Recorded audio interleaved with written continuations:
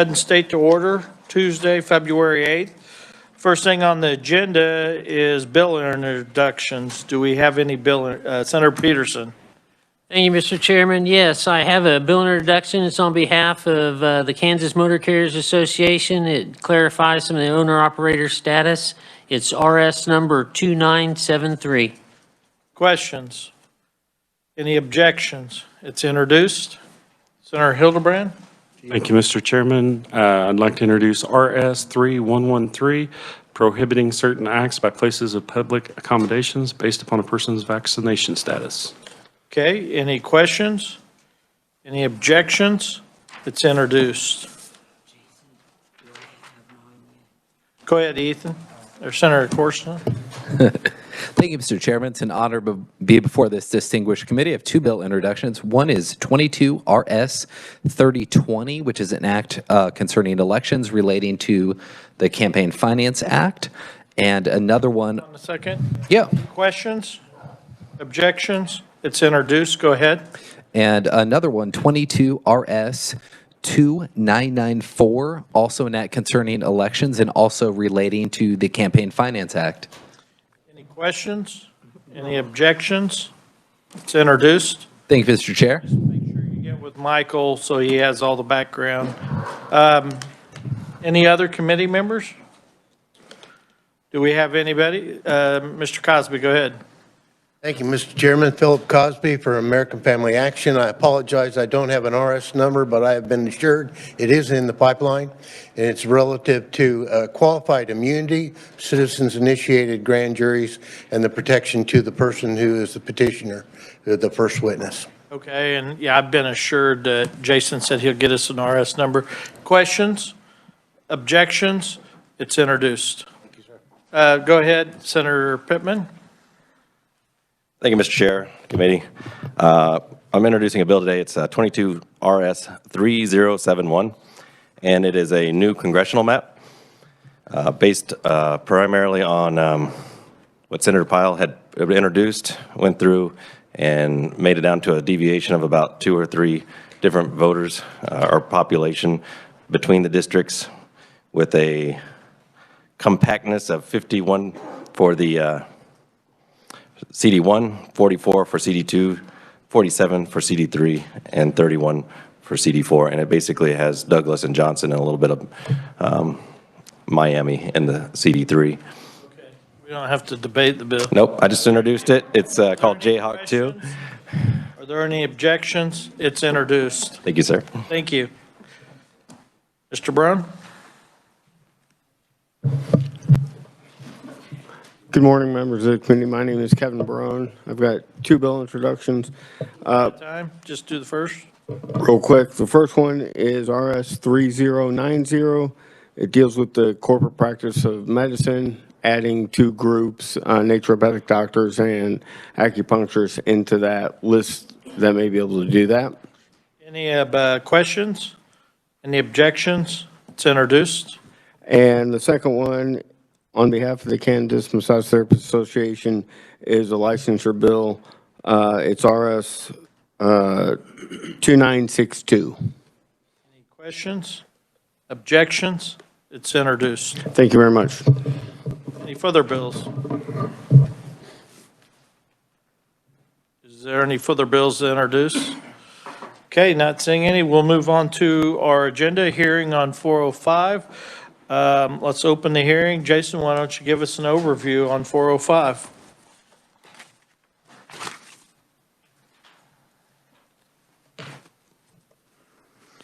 Mr. Chairman, members of the committee, Senate Bill 405 is a state property conveyance bill. These are fairly common each legislative session. There typically has to be a act of the legislature authorizing a conveyance of state property to a private third party. In this case, the property in question is owned by the State Historical Society and is authorizing the State Historical Society to convey that property to the Shawnee tribe. The property is approximately ½ an acre, located in Johnson County. I believe it is old cemetery property, is my understanding. The legal description is in recommend the bill along with the requirement that the Attorney General review and approve all deeds and conveyance documents before the property is legally conveyed. And then there's provision for the Shawnee Tribe to pay all costs related to the conveyance. The bill will go into effect on July 1st of this year. I would just note for the committee to talk to the proponents about the final provisions in lines 28, 29, and 30. There's some language there about a preservation easement with respect to federal laws and National Register of Historic Places. My understanding is this property is not on the National Register of Historic Places, so that language may be unnecessary and may need to be removed before the bill is advanced out of committee. I just asked to discuss that with the proponents at some point in the future. Okay. Are there any questions, Mr. Chairman? Questions? Senator Hildebrand. Thank you, Mr. Chairman. We heard a bill, and I think we passed the bill last year, House Bill 2408. Are these very similar in the way they're constructed? Yes, that was actually the model for this legislation, which is why I think the historic preservation language at the end is still in this bill, because that property was on the Register of Historic Places, but it was also a conveyance by the State Historical Society to one of the Native American tribes. Senator Fiscal. Thank you, Mr. Chairman. Jason, so you talked about this particular group would have to pay back payments. Can you? No, there's no cost for the conveyance. There's no purchase price for the conveyance. It's merely any like recording deed fees would be paid by the Shawnee tribe to record the deed for the conveyance. Something along those kind of costs would be paid by the tribe, but there's no actual purchase price changing hands between the two parties. Sure. Thank you, Mr. Chairman. Further questions? Thank you, Jason. Okay, we'll go ahead and start with proponents. I'm going to take them out of order if that's all right, because we got a couple representatives that need to work their way towards the floor. We'll start off with Representative Ponca. We have Victor. Is that right?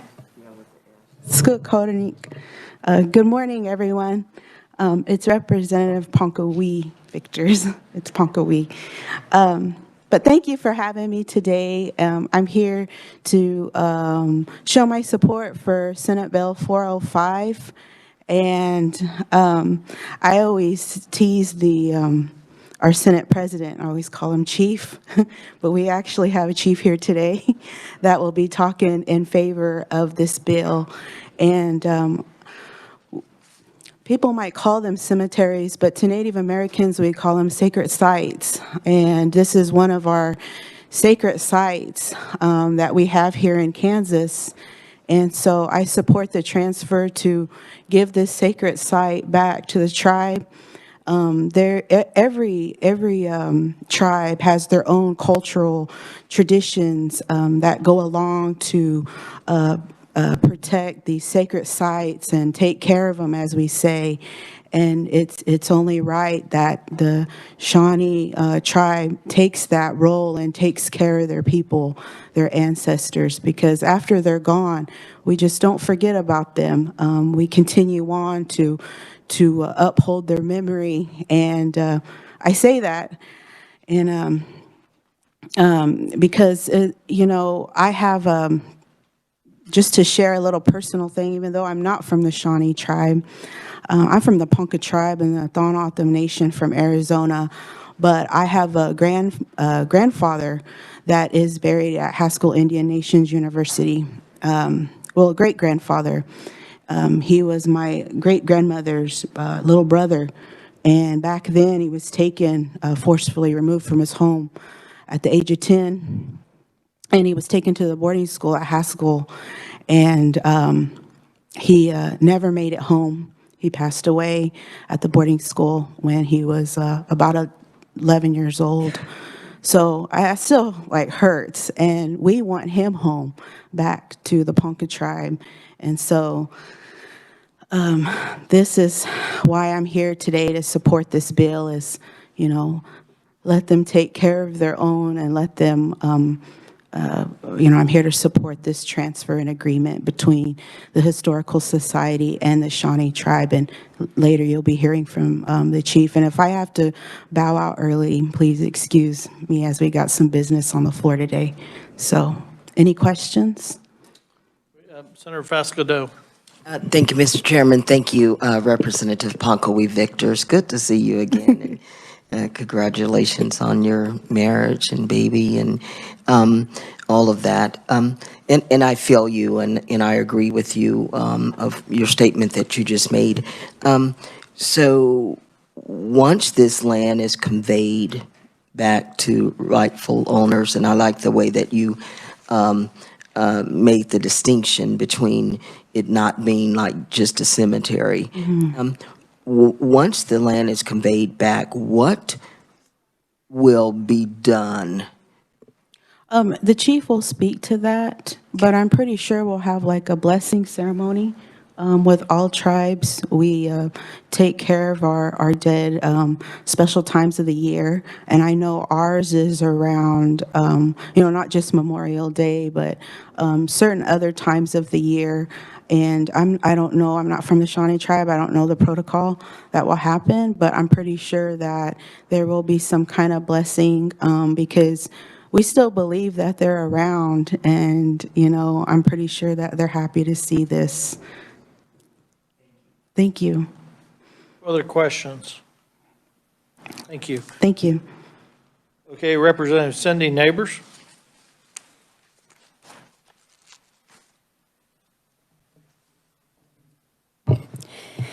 It's a true pleasure to be before all of you today. It's nice to see friendly faces.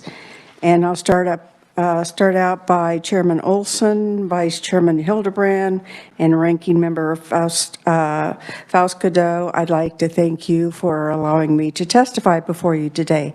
Before I get into the meat of what I'm going to say, I want to say that I have lived in the 18th District, which is the, quote, heart of Shawnee, for over 40 years.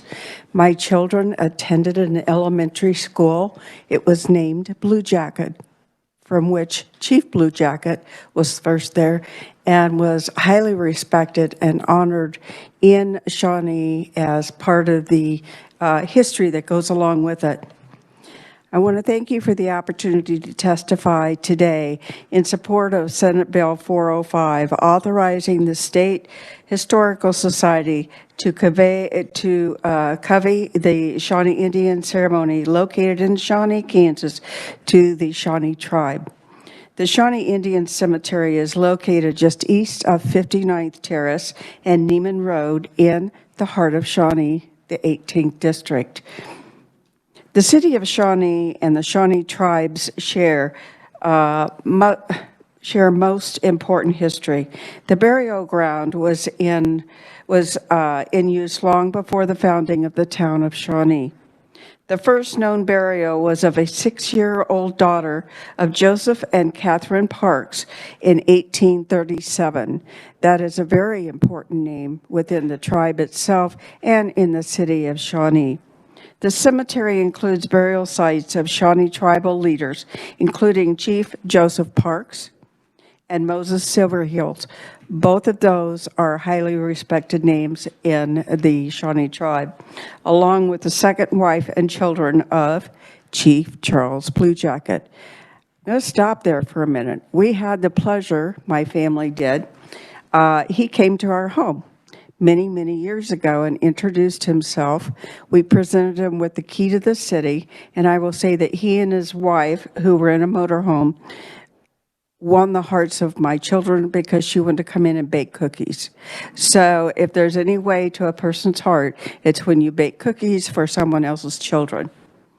Last year, I toured the cemetery with Chief Barnes and representative of the Shawnee tribe. We walked among the grave sites, and I looked on as the chief paid respects to grave sites labeled Silverheels, his direct ancestors.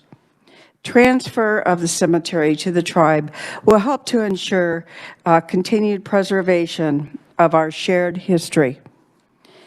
the tribes that were here before us, the present-day Shawnee community, and the state of Kansas. House Bill 405 returns ownership of the cemetery to its rightful people, and I urge for your support. I'll be glad to stand for questions when it's appropriate. Questions? Not seeing any. Thank you. May I add one thing, too? They have started to work on some of the things in the cemetery. They've taken some of the old headstones that were coming apart, and they're working on refurbishing those. So there has been an effort made to start that process, of which we're really, really excited. Thank you. Thank you. Okay, we'll move on to Chief Ben Barnes.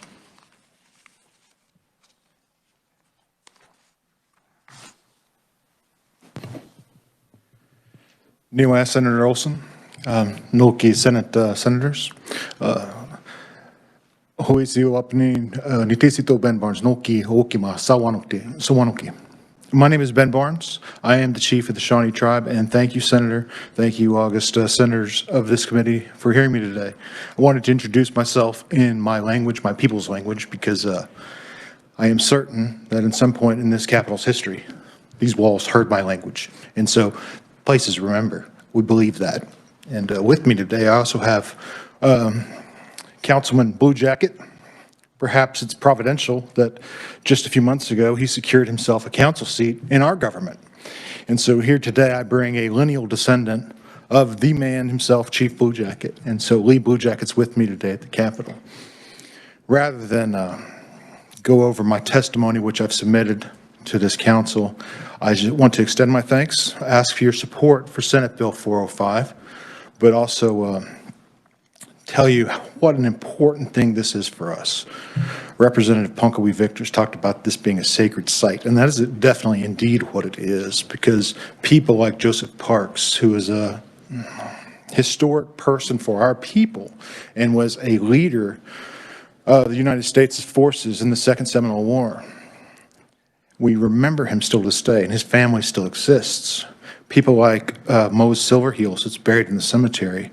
My grandmother's grandmother was Betsy Silverheels, and of course Lee's family, the Blue Jackets. So this is truly a sacred site for us, and it is for us, this may seem a small matter for this committee, but for us, this is truly a historic and sacred event. And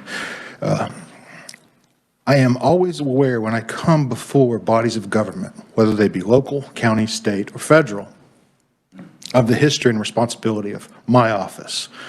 So it is my pleasure to travel 20-some states that Shawnee's historically occupied. But this one in particular is special to me.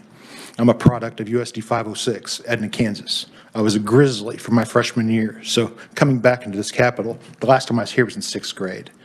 So I appreciate being here today, but it's also the history of this event, that the mantle of Blue Jacket, the mantle of Blackhoof, who was our last chief in Ohio, who then came to Kansas, and his government is now the office that I now currently hold. So it is my sacred and solemn duty to come to you today and ask you to support Senate Bill 405.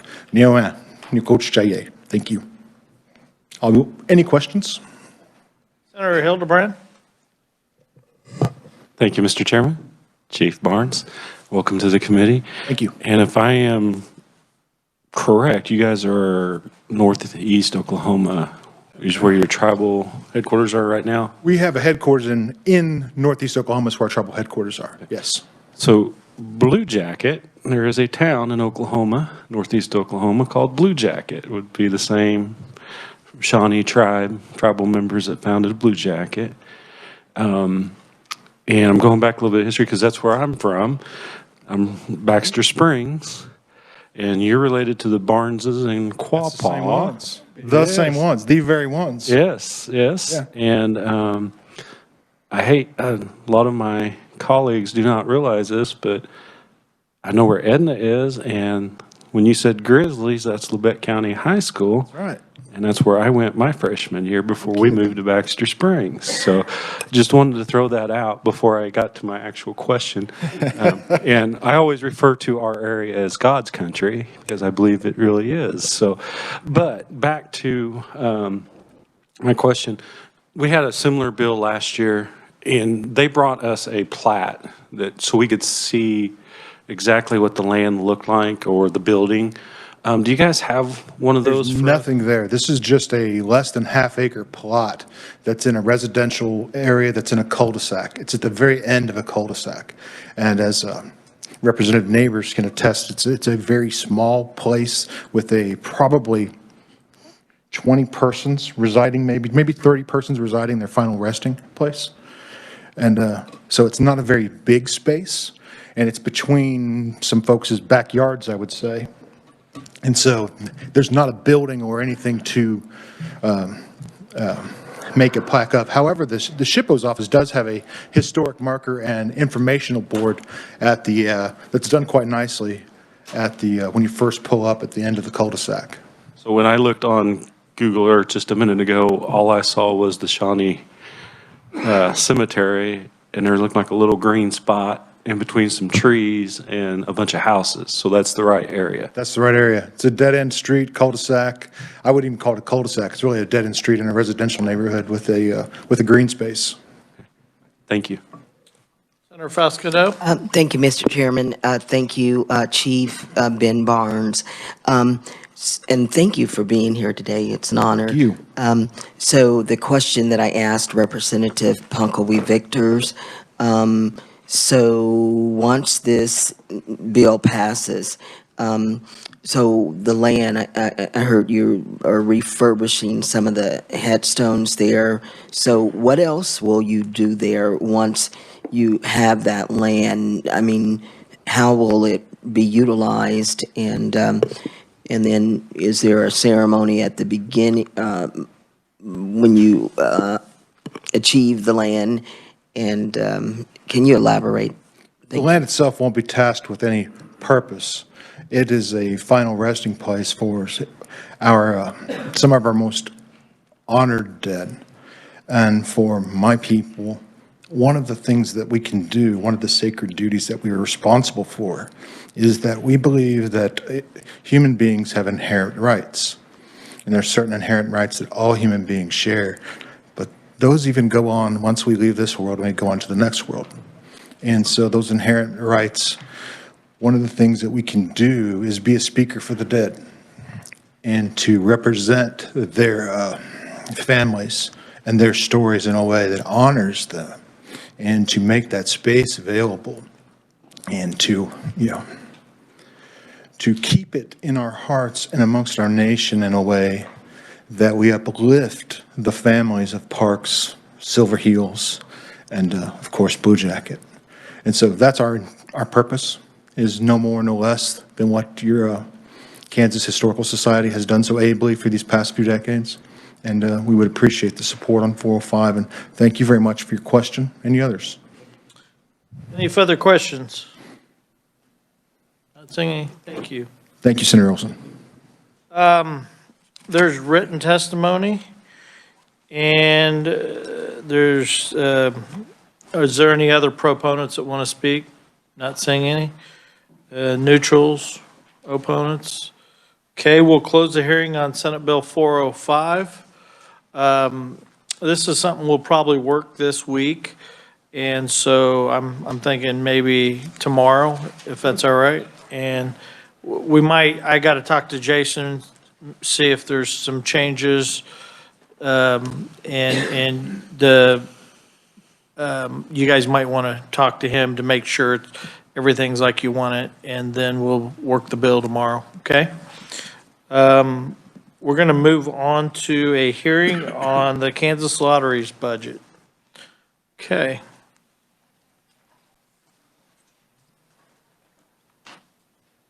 Okay. Go ahead.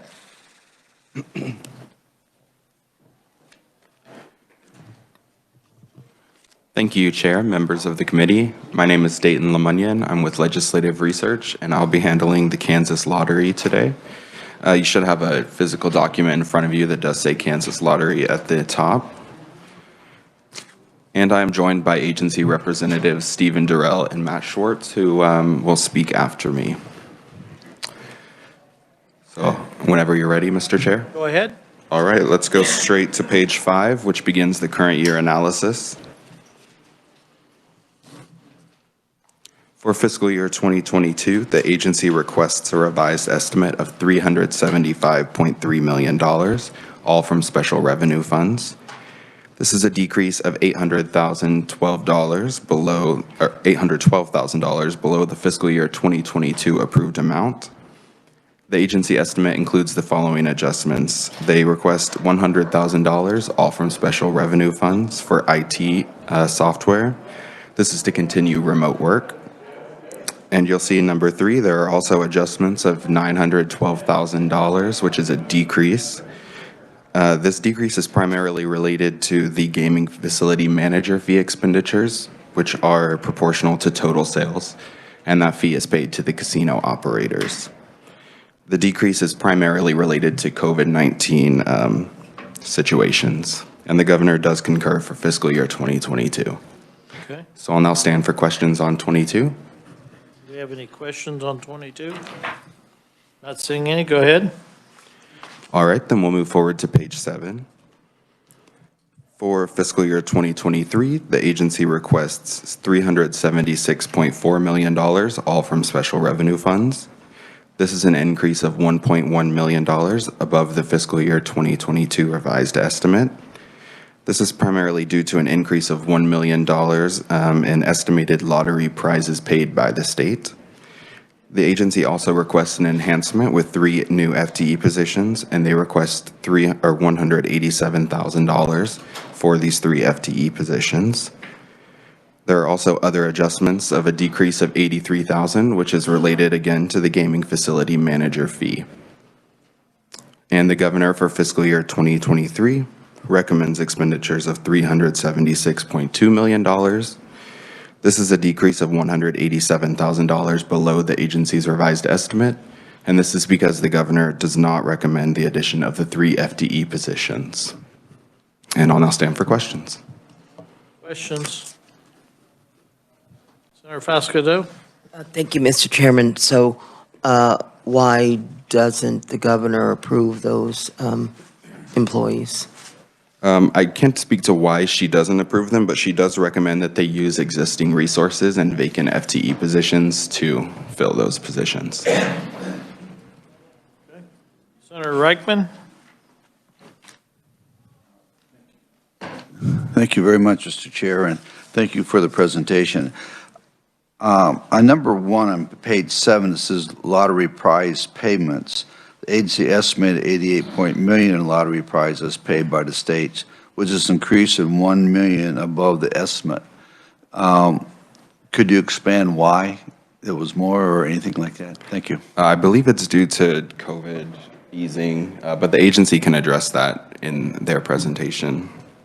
That is part of the estimate process, though. Any further questions? All right. Then we do have an agency representative, Matt Schwartz. Okay. I think you got a question. Go ahead, Senator Reichman. Oh, yeah. Good morning, Mr. Chairman. Good morning, members of the committee. Yeah, I've provided a little bit of information, and I think I'll get to Senator Reichman's question in there. If I don't, we'll circle back to it directly. I won't go through and read the information, but what I do want to focus on is the last pages that you were provided is a chart, kind of a 3-column chart that looks like that, and I'm going to kind of walk through that and we feel this is really the best way to understand the lottery budget and break down the $376 million into the manageable chunks that make sense. So when we look at the first column out of the 307, if we look at the fiscal 22, and fiscal 23 is very similar, but so we'll focus on the 22. It starts with the expanded gaming, the casino activity, which is a big part of the overall budget. There are 2 parts in there that are the contractual payments to the gaming facility managers and the distributions to the local and city and county governments in those 4 gaming zones that are included as part of our lottery expenditures. So when they say the gaming revenues at the casinos increased, or the projections for those increased, that's where those changes in that occur. So the 812,000 decrease that Dayton mentioned when he went through was when we met for the CRE last year, we thought revenues would be approximately 400 million. When we met for the CRE in October, the most recent one, the estimates were revised down just ever so slightly, and then that's the accounts for that change in there. So the biggest part of those contractual expenses each year when those change, anytime those revenue estimates change or actuals change from one year to the next, that's what we really see there. The other things to point out, obviously the 2 parts of the transfers to the state, which are a very important part of what we do, both what goes to the ELR fund and this is the biggest piece of the problem gambling that we help fund, and then the other part in there, the 4.2 in expanded lottery expenses, which are primarily systems and salary. Those are all actually reimbursed to the lottery by those gaming facility managers. So all of this is very much a zero-sum game based on actual revenues at those 4 state-operated facilities. When we move down to the traditional lottery, obviously now we're looking at a much smaller budget. The cost of sales column, for the most part, those are all things that increase with increasing revenue and sales activity and decrease with decreasing revenue and sales activity. So ticket printing, our vendor contracts are primarily based on a percentage of revenue. Our ticket shipping, the more tickets we sell, the more tickets we print, the more tickets we ship, all of those things. And then, of course, the prize fund payments in there, it is not only unavoidable, but it's an integral part of what we do, is that we do pay out our players and they do win, and it's part of the fun and excitement of that whole thing. And then, of course, the one item in there is the vending machines. We initially purchased 270 vending machines back in fiscal year 19, fiscal year 20. Those went into place. We, with the fiscal 21 appropriation, purchased an additional 70 machines that just recently arrived. Supply chain issues are real, unfortunately, and are getting ready to put those in place. And then what will likely be the last planned purchase of those vending machines will take place from fiscal 22 appropriations, an additional 70 machines. The plan was always for around 400 machines. That's about where we're approaching, and that's where we anticipate that we'll be stopping. And so then after you get out of those cost of sales expenditures, you get down to the very small part of the operations budget, the other salary expenses, sales, marketing, security, and IT, and those types of things. So we feel that this helps understand the components of when you say 375 million, but when you really break that up, a lot of that is there's no discretion in it at all. It's just the contractual distributions of the casino revenue and those. And as you know, we're all conditioned that expenditures are bad, but in these cases, as there's more revenue, those expenditures move with them. So that's really the information that I wanted to present. I hope we've hit a little bit on Senator Rickman's question, but if not, we can circle back to that, and we'll certainly stand for any other questions. Sorry, I said that wrong. My apologies. I've been called a lot worse. You and I both. Thank you for your presentation. I do like your chart. On your last part, when you're talking about transfer to the state, going into the veterans program and mental health, and so on and so forth. Wish you'd touch on what part of the programs that they go into, like for the health of veterans and mental health program. Certainly. Steve was just actually at Veterans and Military Committee this morning and went through all those with that committee. So I know that's fresh on the top of his head. So I might let him step up if that's okay with. That's fine. Thank you, Senator. I will tell you the same thing that I told the Veterans Committee when they asked about the differences between what goes into mental health, what goes into the veterans, and what goes into problem gaming and addictions.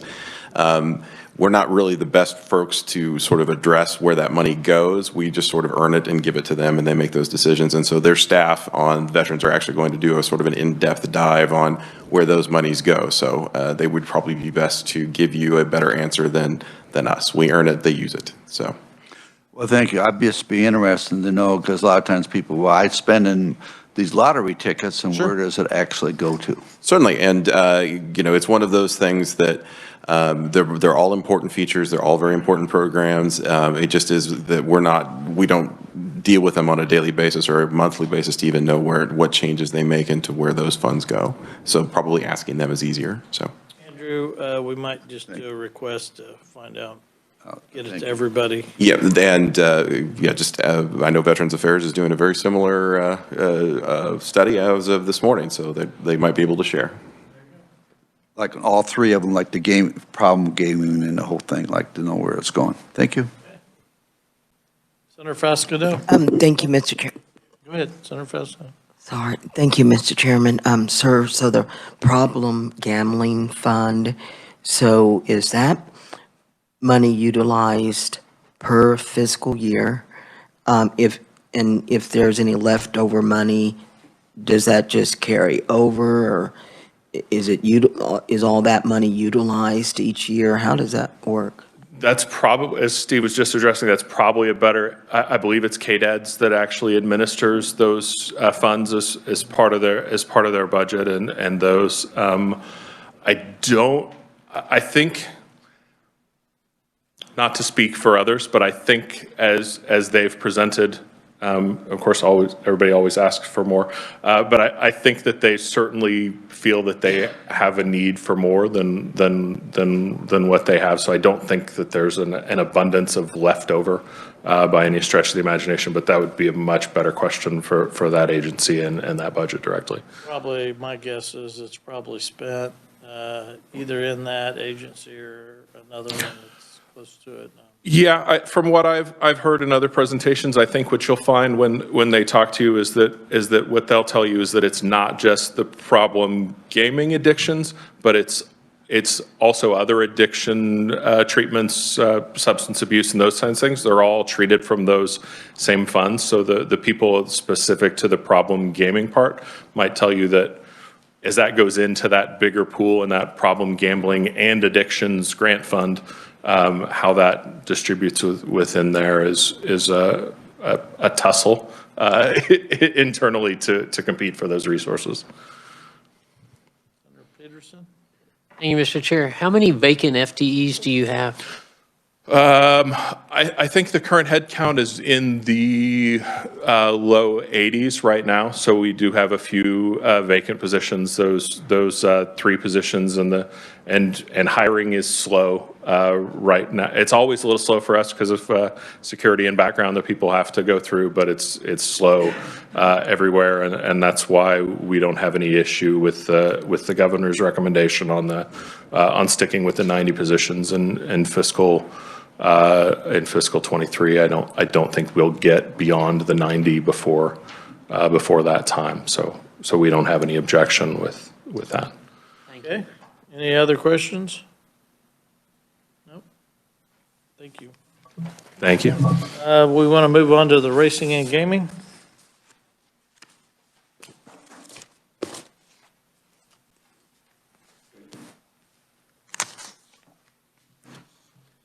Thank you, Mr. Chair, members of the committee. Again, Dayton Lemonian Legislative Research, and you should have a document that says Kansas Racing and Gaming Commission at the top, and that's what I'll be presenting from. And I am joined as a representative from the agency, Brandy White. She will not be presenting, but is available for questions. And if the chair is ready, I'll begin on page 6. The agency requests $9 million, all from special revenue funds, which is a decrease of $3,457, or less than 0.1% below the fiscal year 2022 approved budget. The primary reason for this is a decrease in salaries and wages expenditures, which primarily relates to a decrease in employer contributions. However, this is offset by an increase in contractual services. The agency also requests 99.5 FTE positions, which is unchanged from the approved number, and the governor does concur with the agency's revised estimate. And I'll now stand for questions on 22 or move on, as the chair would like. Do we have questions? Okay, move on. All right, we're moving on to page 8 now. This is the fiscal year 2023 analysis. I don't.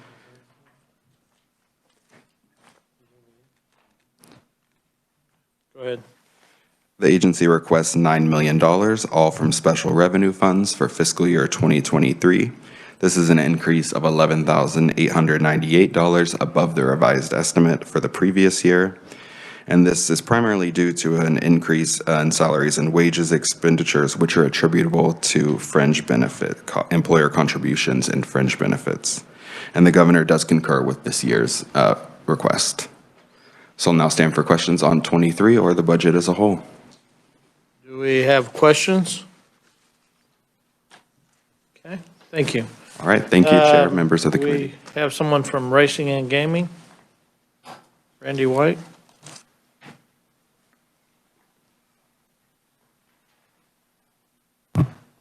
Brandy White, the Director of Administration, Finance, and Audit with Kansas Racing and Gaming Commission. I provided some written testimony, but I don't have a presentation. I'm willing to answer any questions that you might have. Do we have any questions? You're off the hook. Thank you. Thank you. Why don't we take a look at these budgets over today, and then we'll look at if we want to move them forward. So for tomorrow. A couple bills we are going to work today is Senate Bill 179. Why don't you pull out your folders, or they might be actually right there, already out.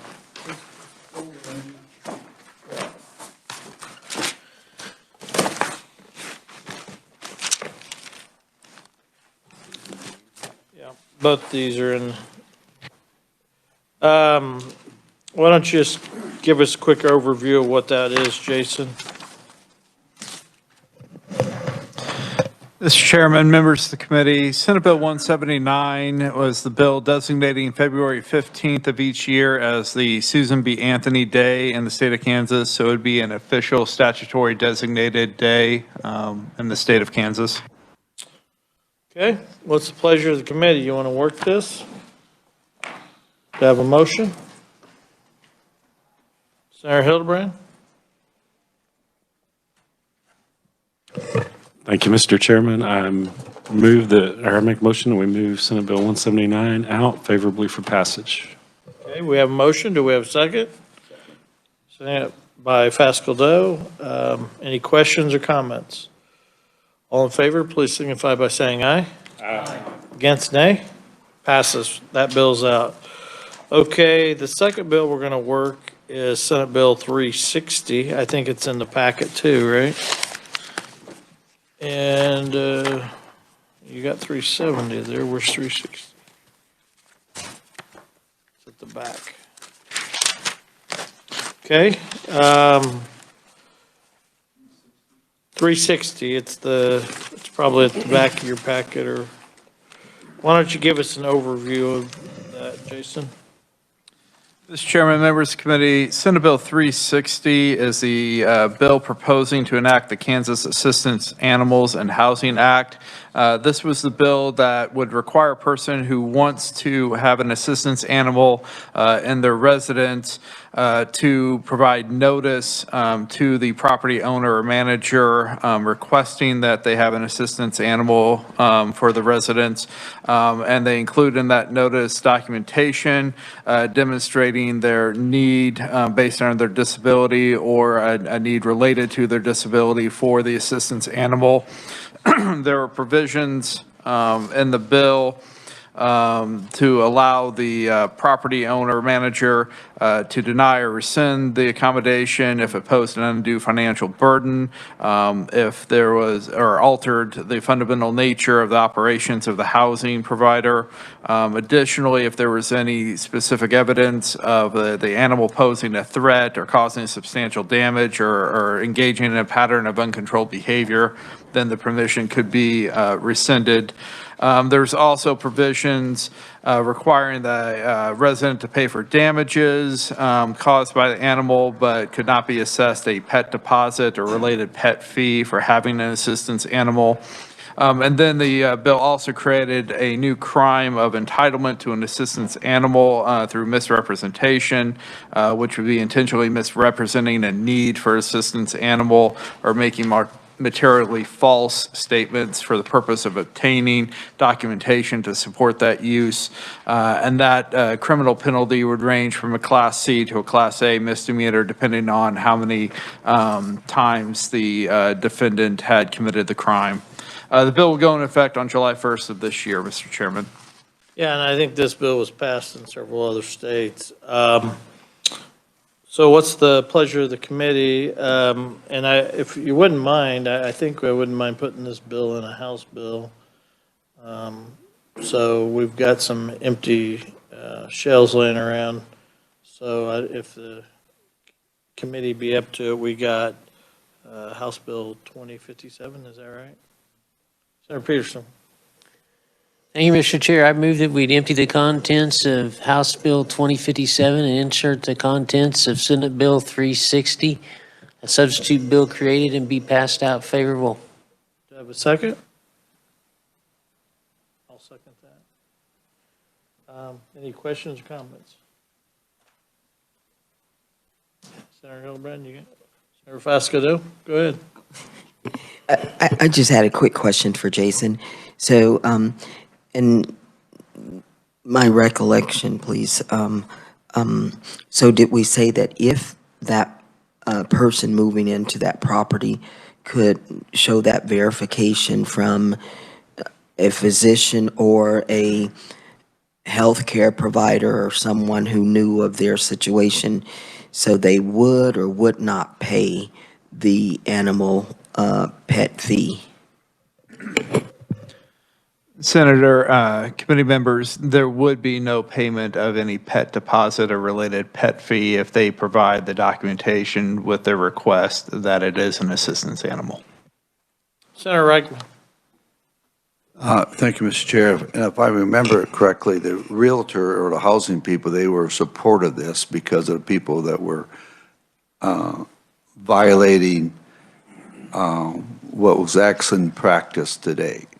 Yeah, we had overwhelming proponents. There's a sheet at the front of your packet that shows all the proponents, no opponents, no neutrals. So are there any questions? Any other questions? Okay, not seeing any. All in favor, please signify by saying aye. Aye. Against nay? It passes. This bill's out. Okay, we got two out, and we'll go ahead and call that a day. Still working on Senate Bill 34. When we get that fiscal note, then we'll talk about it. So we got a busy week. Next week's going to be really busy. We're going to dive into these election bills. So with that, we're adjourned.